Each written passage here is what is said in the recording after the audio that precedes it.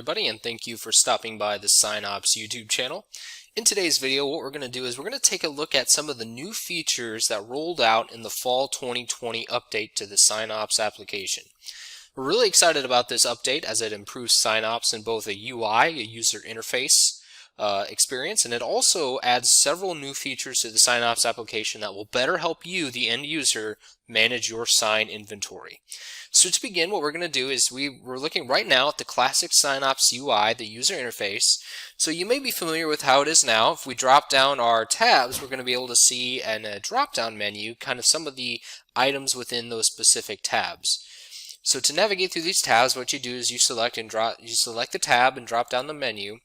Well, to access the new user interface, we're going to go ahead and we're going to come up here to this tab up here called New Navigation. What we're going to do is we're going to toggle that on.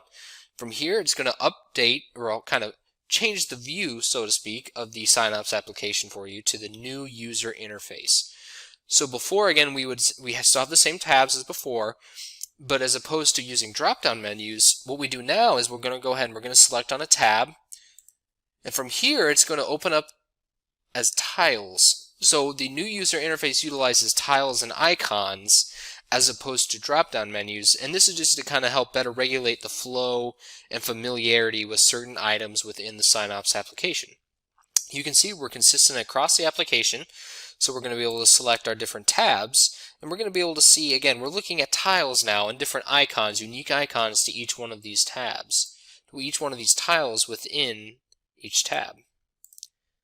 So those are the new user interface aspects of the SignOps application. You can see we've also documented these changes within the changelog itself here on the home page of the SignOps application. Again, just so you can refer back to some of these changes and see what has been updated.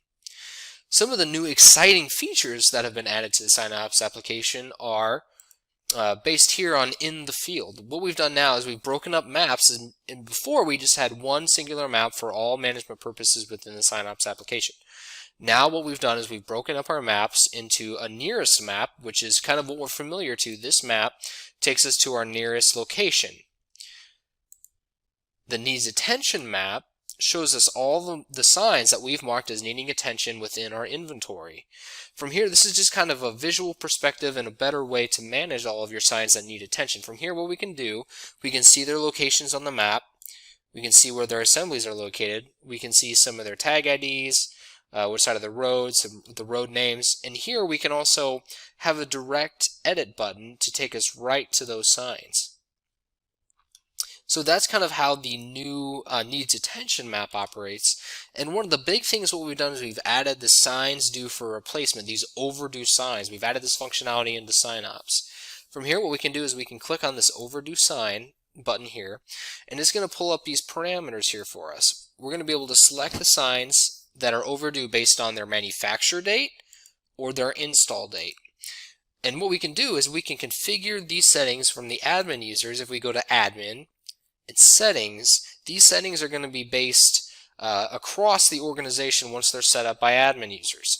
We can select a default jurisdiction, so if we just say by default this is a jurisdiction of my county, our example county here, and then we're going to be able to select the overdue signs field and the overdue signs age as a default setting for our organization. I can select whether I want that to be the manufacturer date, so the date from when the sign was manufactured, or the date from which the sign was installed on the assembly. Here I can also set the number of years. By default, we've made those 10. Once changes are made, we'll go ahead and we'll click Save.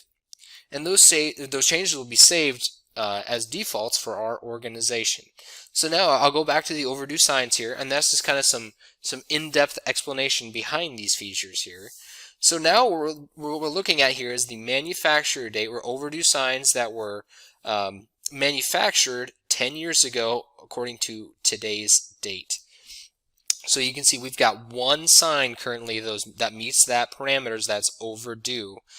So from here what we can do is we can flag all of the signs or flag the selected signs as needing attention. And then what that'll be able to do is that'll flag those signs as needing attention, and we can have that list of needing attention again in our different map of needing attention, and we can manage those signs, replace them we can kind of get a good management flow for replacing those overdue signs with.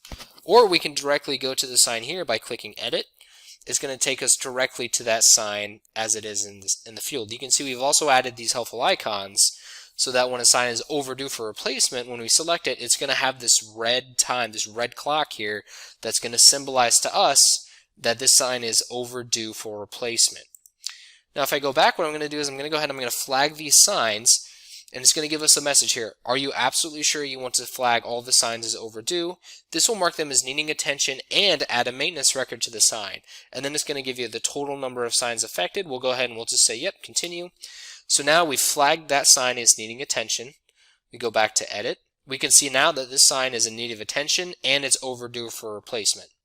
We can also see that this did add a maintenance record for our flagged overdue signs. So we can say in the comments, hey, this sign is overdue for replacement. It's been in the field for more than 10 years from the manufacture date of that specific sign. So now we're going to go ahead and let's go back. We can see here we can also filter these overdue signs based on their road names. So if we had a big long list of signs that met these overdue parameters, we want to tackle some of these signs by the specific road name that they're installed on, we can filter those signs here by using this filter. Now I'd also like to point out, now that we've marked this sign as needing attention, if I go back into in the field, if I go back to our needs attention tile here, I'm going to go ahead and I'm going to select that. You can see it also added that sign here as needing attention. So this is another workflow of saying, hey, here's a better way to manage our signs that are in need of attention. We're going to be able to get a better grasp of all of our signs that are overdue out in the field that could become potentially MUTCD, non-compliant, and liabilities for our organization. We've also got these in reports too, that we can utilize these as reports. We can select the signs that need attention as a report. We can download that report as a CSV, and again we can visually see those here in the map as well. So these are some of the new exciting features that we've added to the SignOps application. So again, from the new UI that kind of focuses on more tiles and icons approach as opposed to the classic version, the drop-down menu navigation, we feel that that's strongly going to reinforce and help better navigate users throughout the application. From those UI updates to the new needs attention and new overdue signs features that we've added, we feel like this update is going to strongly help our end users manage their sign applications. So thank you for watching this video, everybody, and hopefully you are as excited for this new fall 2020 update as we are here. We want to thank you for watching and hope to see you again soon.